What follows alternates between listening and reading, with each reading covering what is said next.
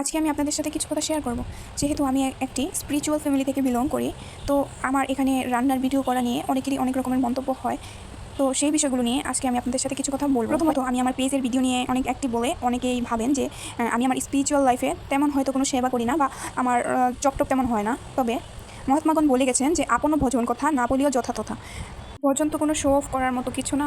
আর ভজন হচ্ছে অতি গোপনীয় জিনিস, সেটাকে যতটা পারা যায় লুকিয়ে করা উচিত। আর যদি বলেন গৃহের সেবার কথা, তাহলে বলবো আমি আমার পুরো গৃহের সবগুলো সেবা নিজের একা হাতে সামলাই। একটা গৃহে কী পরিমাণ সেবা থাকে সেটা আপনারা অনেক ভালো করেই জানেন। আর তাছাড়া আমার কোনো হেল্পিং হ্যান্ডও নেই, একমাত্র মায়েরাই জানেন যে একটা গৃহে ঠিক কী পরিমাণে সেবা থাকে। তো এটা নিয়ে আমার কোনো আফসোস নেই যে আমি একা হাতেই গৃহের সব সেবা সামলাই, বরং আমার খুব আনন্দ লাগে। আর রান্নাবান্নাটা আমার কাছে হচ্ছে একটা আর্ট।